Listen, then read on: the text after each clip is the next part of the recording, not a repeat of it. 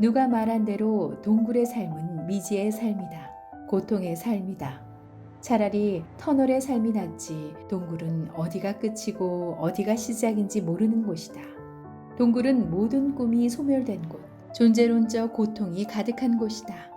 습기며 어둠이며 추위며 벌레며 짐승들이 머물다 서로를 물어뜯고 서로를 경계하는 곳이다. 가다 더 이상 인기척을 낼 수 없는 곳, 미친 바람조차 불어오지 않아 숨이 턱턱 막히던 곳. 그곳에서 사람들은 통찰력이란 단어를 생각해내었다.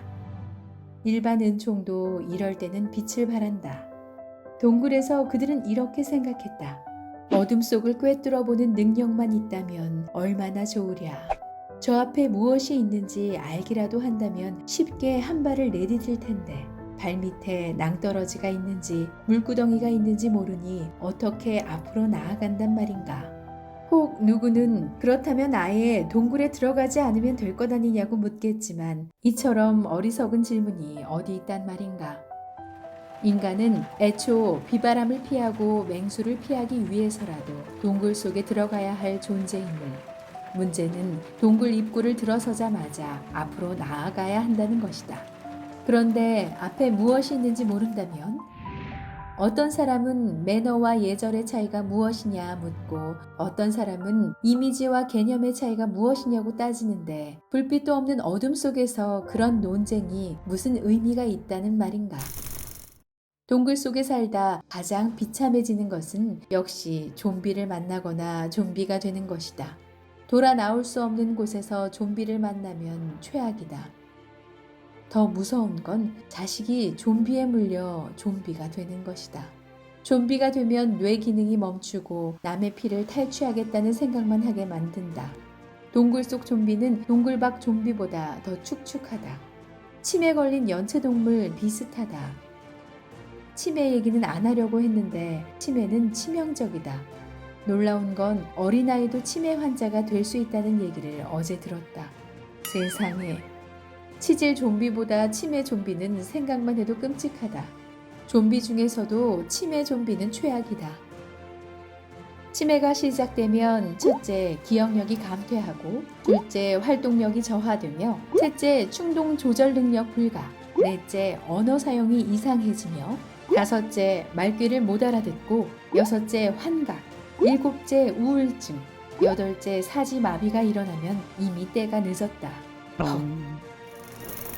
동굴은 어둡다. 그 어두운 곳.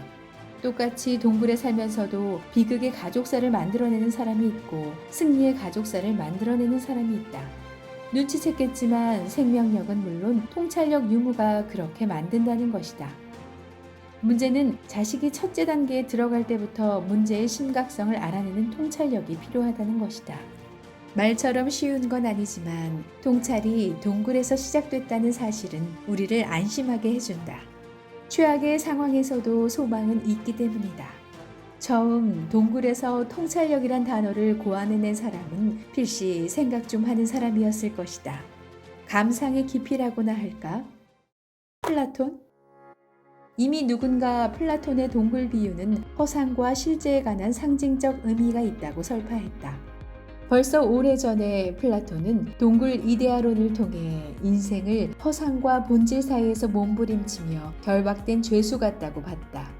그는 인간이 이데아를 볼 수 있게 되었을 때 과거 자신이 가졌던 생각이 얼마나 불완전하고 혼동된 것인가를 깨달을지 아닐지 궁금해했다.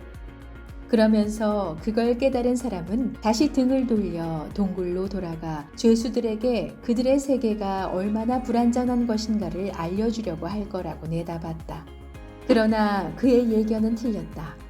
동굴 속 죄수들은 그를 미치광이로 여기고 그의 말을 믿으려 하지 않았으며 밖에서 왔다는 이유 하나만으로 그를 죽여버리고 말았던 것이다. 소크라테스를 그랬고 스테반을 그랬으며 심지어 하나님이 인간의 옷을 입고 온 예수 그리스도조차 십자가에 못 박아 죽였다. 플라톤이 위대한 건 똑같이 동굴 속에 사는데 통찰력을 통찰했다는 것이다. 자기 종족이 박쥐 보고 잡아먹을 생각만 할 때 플라톤은 박쥐의 날개를 달고 동굴 밖으로 날아가는 꿈을 꿨다는 것이다. 플라톤이 동굴 이데아를 통해 밝혀낸 건 통찰력 없는 인간의 실제였다. 그림자를 실제로 인식하고 자신의 생각을 우주의 기준으로 내세우려는 나약함을 밝혀내려는 시도였다. 물론 그의 통찰력은 복음으로 얻은 계시의 반의 반도 못 미치는 수준이었지만 당시에는 대단한 것이었다. 세월이 흘러 플라톤의 동굴 이론이 나온 지 수천 년이 지났지만 동굴에 갇힌 인간은 여전히 희미한 그림자를 실제라 우기고 있다. 무엇보다 이미 지혜와 계시의 영, 마음의 눈이 밝아지는 통찰력을 선물로 받은 성도가 아직 동굴 어둠 속에 치매 환자처럼 사는 걸 이해할 수 없다. 예수 그리스도의 생명력은 날개를 달아주고 통찰력은 헤드라이트가 되어주건만 사랑하는 자식과 어둠 속 동굴 바닥에 뒹굴면서 사지마비 환자처럼 꿈틀대고만 있으니 이 무슨 비극이란 말인가.